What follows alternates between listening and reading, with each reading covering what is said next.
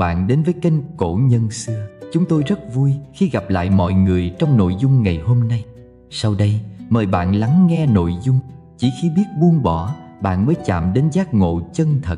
Có một người lữ hành trên vai đeo một túi hành lý nặng.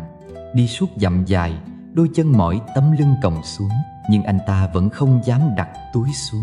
Có người hỏi, vì sao anh không bỏ bớt những thứ không cần thiết? Anh lắc đầu, đây là tất cả những gì tôi có. Tôi sợ nếu bỏ đi, tôi sẽ mất hết. Nhưng điều anh ta không nhận ra, chính chiếc túi nặng ấy đã cản bước chân anh, làm anh chậm lại trên hành trình đi tìm hạnh phúc. Trong cuộc sống, ai cũng mang theo mình những gánh nặng vô hình. Có thể là một nỗi đau cũ, một đoạn ký ức không muốn buông, một mối quan hệ đã chẳng còn như xưa, hay những tham vọng không đáy khiến ta mãi chạy theo mà chẳng bao giờ chạm tới bình yên. Nhưng bạn biết không, nước chỉ trong khi không còn vẫn đục, tâm chỉ an khi không còn chấp trước.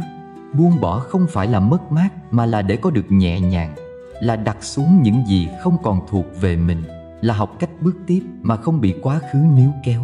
Một chiếc lá rời cành không phải là kết thúc, mà là bắt đầu một hành trình mới. Một con sông trôi ra biển lớn không phải là mất đi, mà là trở về nơi rộng lớn hơn. Chỉ khi biết buông, lòng mới thảnh thơi.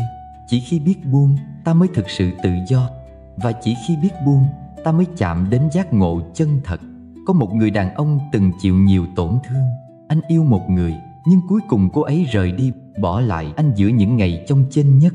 Anh oán giận không phải vì tình yêu đã mất, mà vì những kỷ niệm đẹp đã giờ hóa thành tro tàn trong lòng. Anh mang theo nỗi đau ấy suốt nhiều năm. Dù bên ngoài vẫn cười nói, vẫn làm việc, vẫn sống như một con người bình thường, nhưng mỗi đêm về, lòng anh như một căn nhà cũ chứa đầy đồ đạc của quá khứ. Những ký ức không ngừng tràn về, chiếm lấy tâm trí, bóp nghẹt trái tim. Cho đến một ngày, anh gặp một vị thiền sư. Vị thiền sư mỉm cười hỏi, nếu có ai đó tặng con một món quà, nhưng con không nhận, thì món quà ấy thuộc về ai? Anh đáp ngay, thuộc về người kia, chứ còn ai nữa. Thiền sư gật đầu, vậy nếu ai đó đem nỗi đau đến cho con, mà con không giữ nó trong lòng, thì nỗi đau ấy thuộc về ai? Người đàn ông sững sờ, anh chưa từng nghĩ nỗi đau không phải là thứ bắt buộc phải giữ, chỉ là anh tự ôm lấy nó như một món quà bị ép nhận, cứ thế cất trong tim. Từ hôm đó, anh bắt đầu tập buông bỏ, không còn dằn vặt vì những điều không thể thay đổi, không còn oán trách những chuyện đã qua, không còn giữ mãi những kỷ niệm khiến lòng đau. Và rồi, anh nhận ra, khi trái tim đủ nhẹ nhàng, anh bắt đầu thấy cuộc đời tươi đẹp hơn. Khi tâm không còn vướng bận, anh hiểu ra những bài học sâu sắc mà ngày trước không bao giờ nhận thấy. Những gì tưởng chừng là mất mát, thực ra chỉ là bước đệm để anh tìm đến một phiên bản tốt hơn của chính mình. Có những thứ không thể giữ mãi trong tay, càng nắm chặt càng đau, như một bàn tay đang ôm chặt một viên đá sắc nhọn. Càng siết, vết thương càng sâu. Chỉ khi mở lòng bàn tay ra mới nhận ra, buông xuống không làm ta mất đi gì cả. Buông xuống là tự giải thoát chính mình. Và chỉ khi biết buông, ta mới thực sự chạm đến giác ngộ chân thật. Có một người từng hỏi một thiền sư, thầy ơi, làm sao để con quên đi quá khứ? Vị thiền sư không trả lời, chỉ cầm một tách trà và rót nước đầy đến mức tràn ra ngoài. Người đàn ông ngạc nhiên, thầy làm gì vậy? Vị thiền sư bình thản đáp, con giống như chiếc tách này, đã quá đầy với những ký ức cũ. Nếu con không chịu buông bỏ những thứ đã cũ, làm sao con có thể đón nhận những điều mới mẻ? Cuộc đời là một dòng chảy không ngừng. Nếu ta cứ mãi ngoái đầu nhìn lại, ta sẽ không thấy được những cơ hội ngay trước mắt. Nếu ta cứ chìm đắm trong quá khứ, ta sẽ không thể tận hưởng vẻ đẹp của hiện tại. Một chiếc thuyền muốn ra khơi thì không thể cứ neo mãi ở bến cũ. Một cái cây muốn lớn lên thì phải chấp nhận để những chiếc lá vàng rơi rụng. Một con người muốn hạnh phúc thì phải học cách để quá khứ ngủ yên. Có những chuyện đã xảy ra rồi thì không thể thay đổi.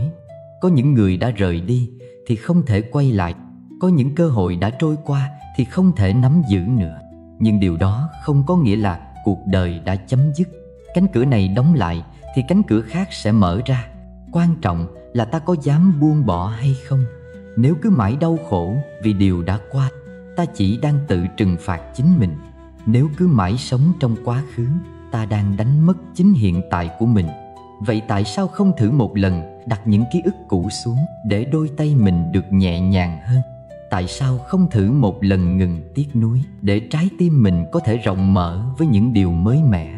Ngày hôm qua, dù đẹp hay buồn, dù thành công hay thất bại, thì nó cũng đã thuộc về quá khứ.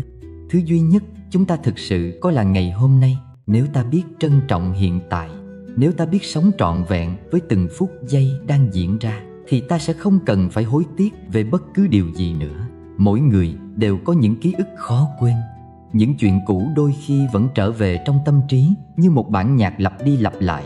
Có thể là một nỗi đau, một mất mát, một lời nói chưa kịp nói ra, một quyết định sai lầm khiến ta hối tiếc. Nhưng điều quan trọng không phải là quá khứ đã xảy ra thế nào, mà là ta có đủ dũng khí để buông bỏ hay không.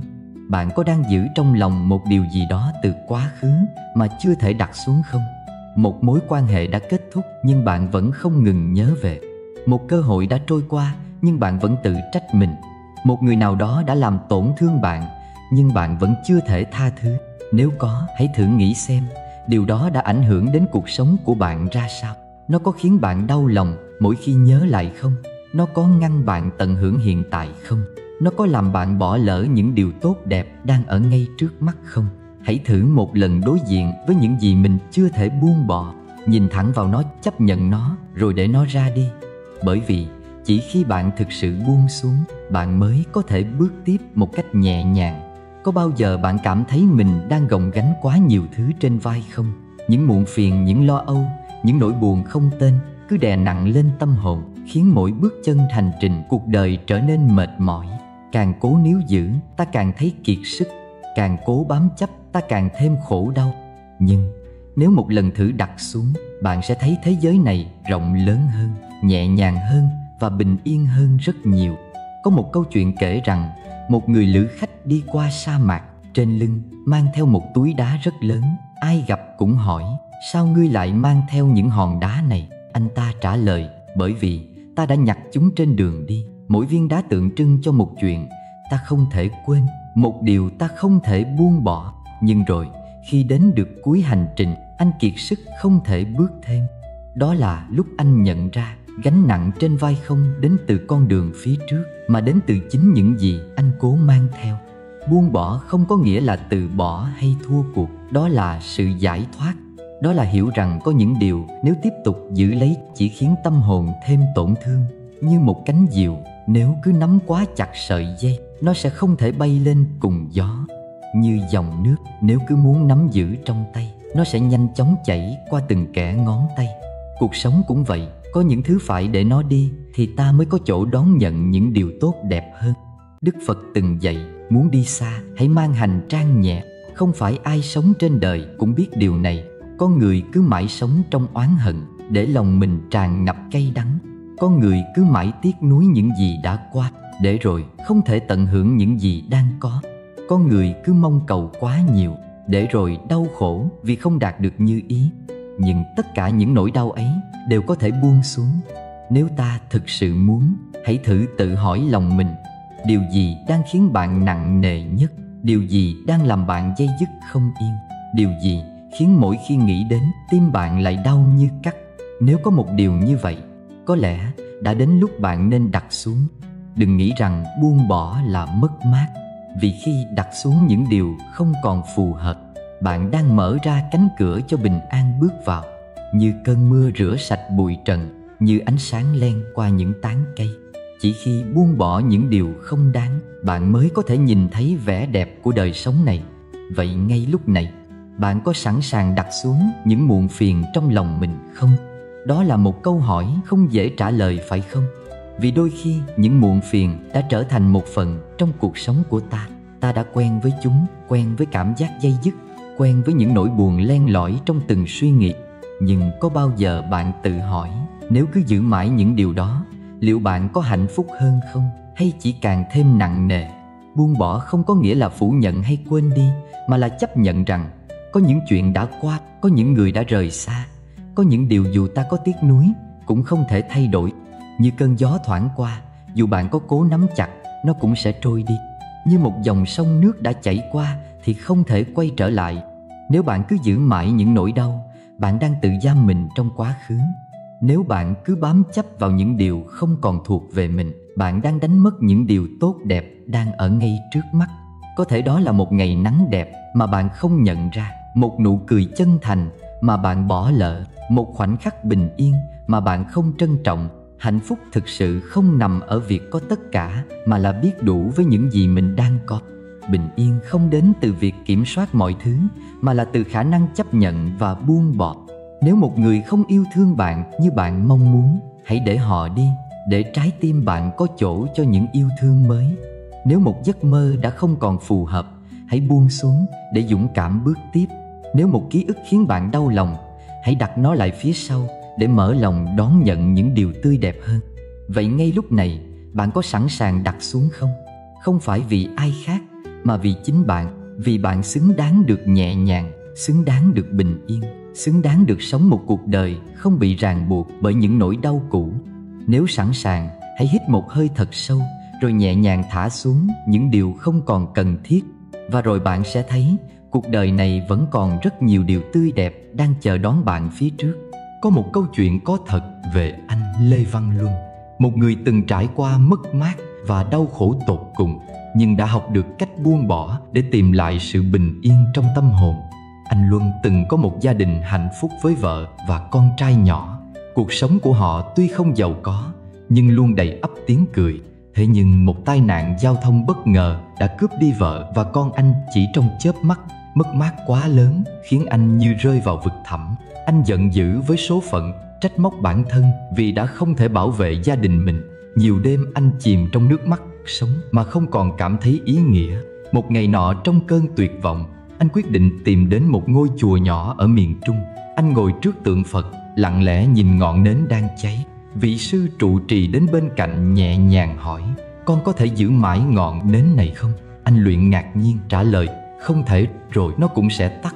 Vị sư mỉm cười: "Đúng vậy, mọi thứ trong đời cũng như ngọn nến này. Dù con có cố giữ, có níu kéo, thời gian vẫn trôi và vạn vật vẫn đổi thay. Sự đau khổ của con cũng vậy. Con ôm giữ nó thì chỉ có con là người khổ đau. Nhưng nếu con chấp nhận rằng mọi thứ đến rồi đi, con sẽ tìm thấy sự bình yên." Những lời ấy thức tỉnh anh. Anh nhận ra rằng mình đã để quá khứ trói buộc bản thân quá lâu. Anh không thể thay đổi những gì đã xảy ra, nhưng anh có thể thay đổi cách mình đối diện với nó. Anh quyết định buông bỏ oán giận, không còn dằn vặt bản thân. Thay vào đó, anh chọn sống một cuộc đời ý nghĩa hơn, giúp đỡ những người có hoàn cảnh khó khăn để lan tỏa tình yêu thương mà anh từng có. Sau này anh chia sẻ với mọi người, buông bỏ không có nghĩa là quên đi, mà là chấp nhận. Khi tôi ngừng ôm giữ nỗi đau, tôi mới thật sự hiểu rằng những người thân yêu của mình không rời đi. Họ vẫn luôn ở trong trái tim tôi dưới một hình thức khác. Đó là tình yêu mà tôi dành cho cuộc đời này. Chúng ta ai cũng có những mất mát, những vết thương trong lòng, nhưng giữ chặt nỗi đau chỉ khiến ta tiếp tục chìm trong bóng tối. Nếu biết cách đặt xuống, nếu biết cách tâm mình rộng mở như bầu trời, ta sẽ thấy ánh sáng của bình yên vẫn luôn hiện hữu. Có những thứ dù biết là nặng, con người vẫn cứ ôm chặt trong lòng, giống như một người lữ hành trên đường xa, gánh trên vai một túi đá nặng trĩu. Mỗi bước đi đều mệt mỏi, nhưng anh ta không nỡ đặt xuống, vì cho rằng đó là những viên đá quý giá. Kỳ vọng cũng vậy, ta đặt ra những mong cầu về cuộc sống, về người khác, về chính mình, rồi tự tạo ra áp lực. Khi thực tế không như mong muốn, ta thất vọng, trách cứ, oán giận. Oán hận cũng thế, có những vết thương đã cũ nhưng ta vẫn giữ nó trong lòng, như một vết xước nhỏ trên tay mà ta cứ vô thức chạm vào, để rồi mỗi lần chạm nó lại đau thêm. Người xưa có câu: hận thù như uống thuốc độc mà mong người khác chết. Kẻ bị tổn thương, kẻ bị dằn vặt nhiều nhất cuối cùng lại chính là ta. Nhưng tại sao biết đau mà vẫn không buông? Bởi vì con người sợ mất đi những gì mình từng đặt niềm tin. Như một kẻ nắm chặt sợi dây đã đứt không chịu thả ra, vì vẫn hy vọng nó còn có thể nối lại. Bởi vì ta quen thuộc với khổ đau hơn là đối diện với sự trống rỗng. Ta thà giữ lại một nỗi oán giận còn hơn phải chấp nhận rằng mọi thứ đã kết thúc. Bởi vì ta nghĩ rằng nếu quên đi có nghĩa là ta đã thua. Nhưng thật ra người buông bỏ mới là người chiến thắng. Giống như một chiếc thuyền cũ nát, nếu ta không dám rời đi, làm sao có thể bước lên một con thuyền mới vững chãi hơn? Cuộc đời là một dòng chảy, thứ gì đã qua hãy để nó qua. Càng cố giữ càng kiệt sức. Khi một chiếc lá lìa cành, nó không hỏi vì sao, gió cuốn nó đi. Nó chỉ lặng lẽ để gió đưa mình đến một nơi khác. Cũng vậy, những oán hận, những kỳ vọng không thành, nếu biết đặt xuống, lòng ta sẽ nhẹ như một cánh lá trong gió. Buông bỏ không phải là kết thúc, mà là khởi đầu cho một hành trình mới, một phiên bản mới của chính bạn. Vậy nên, nếu có điều gì đó đã không còn thuộc về bạn, đừng sợ buông tay. Bởi có thể chính trong khoảnh khắc bạn thả lỏng, bạn mới thật sự tìm lại chính mình. Bạn đã bao giờ đứng trước một cánh cửa khép lại và cảm thấy cả thế giới như sụp đổ chưa? Một mối quan hệ tan vỡ, một cơ hội bị vụt mất, một giấc mơ dang dở. Ta tuyệt vọng hoang mang, không biết phải đi về đâu. Bởi ta nghĩ rằng chỉ có cánh cửa ấy mới dẫn ta đến hạnh phúc. Nhưng bạn có từng tự hỏi điều gì sẽ xảy ra nếu ta ngừng nhìn mãi vào cánh cửa đã đóng? Nếu ta chịu quay đầu, có thể ta sẽ thấy xung quanh còn rất nhiều lối đi khác, những con đường mà ta chưa từng bước qua. Buông bỏ không phải là mất đi tất cả, mà là để nhường chỗ cho những điều mới mẻ bước vào. Bạn có nhớ lần cuối cùng bạn sắp xếp lại cuộc sống của mình không? Có những món đồ cũ kỹ đã không còn cần đến, nhưng ta vẫn giữ lại vì tiếc nuối. Cho đến khi ta mạnh dạn dọn dẹp, ta mới nhận ra khoảng trống ấy chính là cơ hội để ta làm mới mọi thứ. Tâm hồn cũng vậy, muốn đón nhận những điều tốt đẹp, ta phải đủ can đảm để buông tay khỏi những gì đã không còn phù hợp. Hãy nhìn những chiếc lá mùa thu, chúng rơi xuống không phải vì cây không còn yêu thương chúng, mà vì mùa đông cần đến, nhường chỗ cho những mầm xanh mới. Cuộc đời cũng thế, mỗi sự ra đi đều mang theo một ý nghĩa, mỗi sự mất mát đều mở ra một con đường mới. Vậy nên, nếu bạn đang tiếc nuối một điều gì đó, nếu một cánh cửa trong cuộc đời bạn vừa đóng lại, đừng chỉ đứng đó và gõ mãi vào quá khứ. Hãy quay đầu mở lòng và nhìn về phía trước. Biết đâu ngay lúc này, một chân trời mới đang đợi bạn bước đến. Có bao giờ bạn tự hỏi tại sao có những người từng thân thiết đến thế, rồi một ngày lại rời xa? Tại sao có những mối quan hệ cứ ngỡ sẽ kéo dài mãi mãi, nhưng rồi cũng chỉ còn là ký ức? Chúng ta thường nghĩ rằng khi một ai đó rời đi là vì ta chưa đủ tốt, chưa đủ quan trọng với họ. Nhưng sự thật không phải vậy. Có những người đến với ta không phải để đi cùng suốt cuộc đời, mà chỉ để đồng hành trong một đoạn đường ngắn ngủi. Giống như những vị khách trên chuyến tàu cuộc đời, có người lên cùng một ga, đi cạnh ta một quãng. Có người ngồi bên ta đủ lâu để ta quen thuộc, rồi họ xuống tàu khi đến trạm dừng của họ. Dù ta có níu kéo thế nào, họ vẫn phải rời đi. Nhưng điều đó không có nghĩa là họ chưa từng quan trọng. Họ đã mang đến cho ta những bài học, những khoảnh khắc đẹp, những ký ức mà ta sẽ luôn trân trọng. Và khi họ ra đi, đó không phải là dấu chấm hết, mà là một phần tự nhiên của cuộc sống. Bạn có nhớ lần đầu tiên học đi xe đạp không? Có thể đã có ai đó bên cạnh dìu bạn, giúp bạn giữ thăng bằng. Nhưng đến một lúc họ buông tay. Không phải vì họ không quan tâm, mà vì họ biết đã đến lúc bạn tự đứng vững trên đôi chân mình. Người trong cuộc đời ta cũng vậy. Họ đến khi ta cần, họ rời đi khi ta đã đủ trưởng thành để tiếp tục một mình. Nhưng chúng ta lại thường đau khổ vì những cuộc chia ly. Chúng ta trách móc dằn vặt, thậm chí quay lại níu kéo, chỉ để nhận ra có những thứ càng cố giữ lại càng trôi xa. Bởi không phải ai cũng thuộc về hành trình của ta. Có người đến để dạy ta cách yêu thương, có người đến để giúp ta hiểu giá trị của sự tổn thương, có người chỉ đến để khiến ta trân trọng những gì mình đang có, và có những người xuất hiện chỉ để dạy ta một bài học duy nhất, rằng đôi khi buông tay cũng là một dạng yêu thương. Hãy thử nghĩ mà xem, bạn có thể giữ mãi một bông hoa không? Dù có nâng niu đến đâu, hoa rồi cũng sẽ tàn. Nhưng nếu bạn để nó rơi xuống đất, nó sẽ trở thành hạt giống, nảy mầm cho những điều mới mẻ. Tình cảm cũng vậy. Không phải cứ giữ lại là tốt. Có những mối quan hệ đến lúc phải kết thúc thì hãy để nó ra đi. Bởi đôi khi khoảng cách không phải là dấu chấm hết, mà là cơ hội để cả hai tìm thấy con đường riêng của mình. Nếu ai đó từng là một phần quan trọng trong cuộc đời bạn, hãy biết ơn những gì họ đã mang đến. Hãy trân trọng những gì đã có. Và nếu một ngày họ rời đi, hãy mỉm cười vì ít nhất họ đã từng ở đó. Bởi cuộc sống vốn dĩ là một hành trình dài, và không phải ai cũng đi cùng ta đến cuối con đường. Nếu bạn cảm thấy video này mang lại cho bạn những phút giây ý nghĩa, nếu những lời chia sẻ trong video đã chạm đến trái tim bạn và giúp bạn tìm thấy sự bình yên giữa cuộc sống bộn bề, hãy dành một chút thời gian để để lại bình luận chia sẻ suy nghĩ của mình. Mỗi cảm nhận của bạn không chỉ là sự động viên quý giá dành cho chúng tôi, mà còn có thể trở thành một nguồn cảm hứng giúp những người khác tìm thấy ánh sáng trong những ngày u tối. Đừng quên nhấn thích nếu bạn thấy nội dung này hữu ích, bởi một lượt thích của bạn có thể giúp video đến được với nhiều người hơn.